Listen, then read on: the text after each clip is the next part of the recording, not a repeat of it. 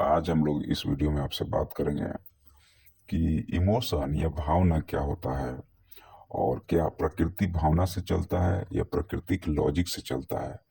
ये बड़े ही गहरे प्रश्न है जिसके उत्तर हमें ढूंढना जरूरी है। और जो व्यक्ति इसके उत्तर को ढूंढ लेता है उसका जीवन हमेशा अच्छा से जीना आ जाता है उसको। तो अब यहाँ पे बात ये आती है कि जो इमोशन या भावना है, जो प्रकृति है, वो इमोशन को फॉलो करता है या इमोशन को लेके जाता है कि नहीं जाता है। आप लोग वीडियो को एक बार अच्छे से सुनिएगा तो ये कहीं ना कहीं आपके सोच को बदलने में बहुत ज्यादा कारगर साबित होगा। अब हम आपको ले चलते हैं प्रकृति और मानव। तो हम लोग मानव का जीवन एक इमोशनल जीवन है। जीवन में एक लॉजिक है, दूसरा इमोशन है। तो लॉजिक क्या है? लॉजिक साइंस बेस्ड है। या लॉजिक जो है वो कार्य का कारण ढूंढने की कोशिश करता है कि आखिर में क्या कारण था कि ऐसा हुआ। हम लोग हमेशा ऐसा भी बात करते हैं कि अच्छा ऐसा हुआ तो इसका लॉजिक क्या था, कारण क्या था। दूसरा होता है इमोशन। इमोशन में लॉजिक नहीं लगता है। ये जो है एक भावात्मक लगाव है, किसी भी चीज के प्रति आपकी एक लगाव है, एक श्रद्धा है, एक प्रेम है। ये हम लोगों ने पैदा किया है। ये मानव की अपनी उपज है। ये प्रकृति नहीं इसको पैदा करी है, ध्यान रखिएगा। प्रकृति सिर्फ लॉजिक पे चलता है, प्रकृति में इमोशन नहीं होता है। प्रकृति लॉजिक पे चलता है, उसका कारण यह है कि प्रकृति विविधता पैदा करता है। और अगर प्रकृति इमोशन पे चलने लगेगा तो प्रकृति विविधता पैदा करना बंद कर देगा।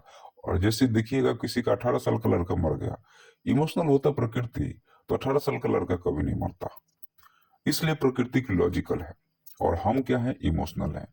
तो मानव के जीवन में कष्टों का कारण सबसे बड़ा जो है वो यही है कि हम लोग जो है सो लॉजिकल कम, इमोशनल ज्यादा है। हम लोग मानव के जीवन में जो कष्ट आ रहा है उसके पीछे का सिर्फ और सिर्फ कारण यही है कि हम लोग जो है लॉजिकल कम है, इमोशनल ज्यादा है। जैसे ये गति कर रही है कोई चीज, तो गति कर रही है तो कर रही है, ये बदलाव जो दिख रहा है वो होगा, इसमें इमोशनल नहीं है। अब इसमें कोई चीज देख करके आप बोले कि अरे वो तो चीज मुझे अभी देखना है और देखना है, ये इमोशनल है। प्रकृति क्या है, लॉजिकल है। वो उसको मतलब नहीं है, वो कर दी वो कर दी। कहीं किसी का बलात्कार हो रहा है, क्यों नहीं रोक पाती है। कहीं ऐसा चीज हो रहा है जो हमें दुख हो रहा है लेकिन प्रकृति को नहीं हो रहा, क्योंकि प्रकृति लॉजिकल है, इमोशनल है ये नहीं है, उसमें इमोशन ही नहीं है। और हम इमोशन को पकड़ के, तो आप कोई व्यक्ति जितना इमोशनल होगा उतना ही दुखी होगा, उतना ही वो रिएक्ट करेगा। और जब रिएक्ट करेगा तो यह भी एक डाइवर्सिटी है, और यह भी जो है सो पैदा कर रहा है, डिफरेंशिएशन पैदा कर रहा है और लोगों को विस्मित करेगा। जैसे आपने देखा होगा कि क्या नाम है एक सिंगर का, नेहा कक्कर। नेहा कक्कर जब भी देखिएगा स्टेज से ऊपर रोने लगती है, वो इमोशनल है, नेचर इमोशनल तो नहीं है, तो उसको दुख होता है। तो ये चीजें जो है, जो भावात्मक लगाव है। अब हम आपको एक बहुत ही सुंदर पॉइंट की तरफ ले चल रहे हैं। वो पॉइंट क्या है कि जो धर्म है, धर्म यह भी इमोशन है। धर्म को प्रकृति ने पैदा नहीं किया है, धर्म को मानव ने पैदा किया है। और यह एक धार्मिक लगाव या इमोशनल लगाव है। तो अब इसको जो धर्म गुरु है वो बहुत अच्छे से जानता है कि मानव के अंदर एक इमोशन होता है। तो धर्म इमोशन का उपयोग करके और पैसा को कमाने का कोशिश करता है या पैसा छीनने की कोशिश करता है। और आपको जो सुख, धार्मिक सुख मिल रहा है, वह सुख नहीं है, वो इमोशनल सुख है जिसका एग्जिस्टेंस ही नहीं है। नेचर में उसका एग्जिस्टेंस नहीं है, लेकिन वह सबसे प्रभावी है।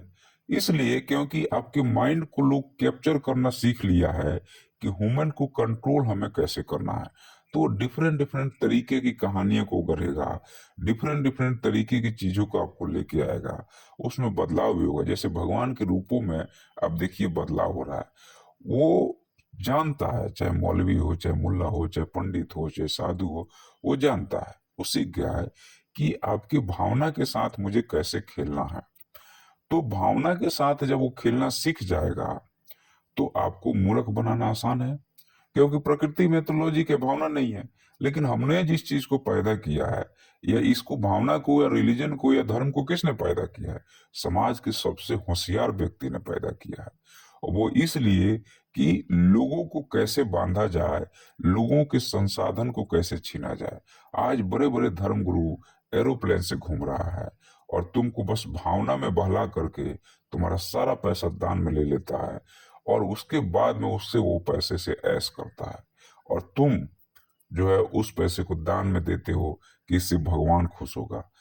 तो ये भगवान का जो कंसेप्ट है, ये भी तो इमोशनल है, ये भी तो प्रकृति ने नहीं पैदा किया है। प्रकृति ने तो जो चीजों को पैदा की वो तो कर ही रहा है ना।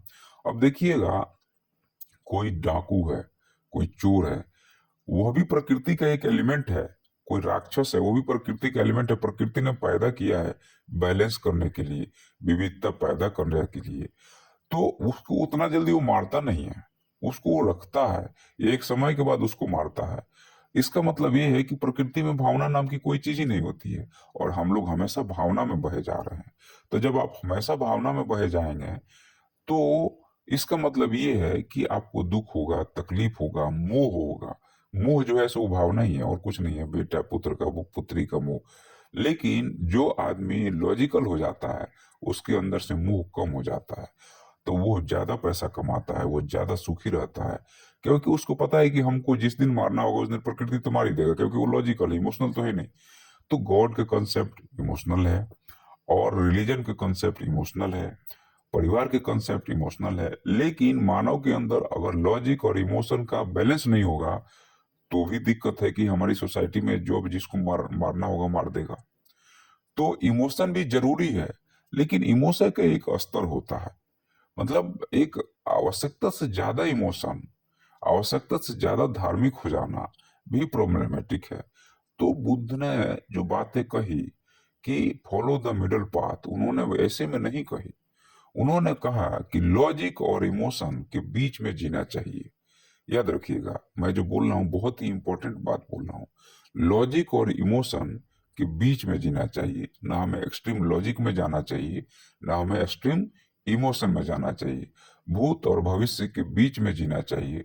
भूत देखिए, अब यहाँ पे क्या है कि जो भविष्य है, प्रेजेंट जो है वो लॉजिकल है, भूत और भविष्य हमारा इमोशन है। तो हमें भूत और भविष्य के बीच में जीना चाहिए। इसका मतलब ये है कि हमें प्रेजेंट में जीना चाहिए, या फिर जो है सो हमें लॉजिक और इमोशन के बीच में जीना चाहिए। हमें टू मच लॉजिकल भी नहीं होना, नहीं तो हम पूरी तरीके से पत्थर बन जाएंगे। और टू मच अगर हम इमोशनल भी होंगे, तो हमको बहुत ज्यादा दुख होगा। तो जितना भी भगवान का कंसेप्ट है, धर्म का कंसेप्ट है, ये इमोशनल कंसेप्ट है, रियलिटी में एग्जिस्ट नहीं करता है। ये हमारे दिमागों में एग्जिस्ट करता है। मंदिर बना दिए हैं, उसमें देखने में मंदिर से पत्थर है, वो तो जैसे मिट्टी है, पत्थर है, वो तो वैसे ही रखा हुआ है, उसमें कुछ है नहीं। लेकिन वो भावना है हमारे दिमाग में, लॉजिक है हमारे दिमाग में कि हाँ यहाँ भगवान होगा। तो होगा, है नहीं, वहां पे होगा। तो जब भी इमोशन की बात होती है, तो प्रेजेंट की बात कम होती है, फ्यूचर और पास्ट की बात ज्यादा होती है। जब भी लॉजिक की बात होती है, तो इसी वक्त में बात होती है। मतलब बुद्ध ने जो बात कही है, वो बहुत सोच समझ के कही है, और बहुत ही लॉजिकल बात कही है। लेकिन इसको मानने और समझने वाले आज हमारे समाज में कम हो गए हैं। इसलिए इसलिए हमें इतना दुख और परेशानी को झेलना पड़ रहा है। अब आपको क्या करना चाहिए? तो भाई देखो, जो ज्यादा इमोशनल हो रहा है ना, उसको इमोशन को कम करना पड़ेगा और लॉजिक को आगे बढ़ाना पड़ेगा। अब लॉजिक क्या होता है? तो हर एक कार्य का एक रीजन होता है। जैसे कोई दोस्त आपके पास में आया है, तो या तो इमोशनल आया होगा, तो आपसे मिलेगा, बैठेगा, बात करेगा, खुश होगा। लॉजिकल आया होगा, तो मिलेगा, बैठेगा, बात करेगा, लेकिन लास्ट में जो करना होगा वो करके जाएगा। पैसा मांगना है या आपसे कोई काम है, तो ये लॉजिकल है। और इमोशनल होगा तो वही करके वो चला गया। तो इमोशनल था, ठीक है, बढ़िया है। लेकिन मोस्टली लोग आज के डेट में जो होशियार है समाज का वर्ग, वो लॉजिकल होता है, इमोशन को शो करता है। लॉजिक को अपने लॉजिक को आगे बढ़ाने के लिए, अपनी कार्यों को पूरा करने के लिए आपके सामने इमोशन का यूज करता है। वो पढ़ना जानता है कि जो व्यक्ति, या आप लॉजिकल है या इमोशनल है। आप अगर इमोशनल हैं, तो वो इमोशन का प्रयोग करेगा अपने कार्यों को सिद्ध करने के लिए। अगर आप लॉजिकल हैं, तो लॉजिक का प्रयोग करके अपने कार्यों को सिद्ध करने की कोशिश करेगा। तो साधु संत इमोशन को यूज करता है, और फैक्ट्री वाला व्यक्ति, बिजनेसमैन, लॉजिक को यूज करता है, और साथ में इमोशन का भी यूज करता है।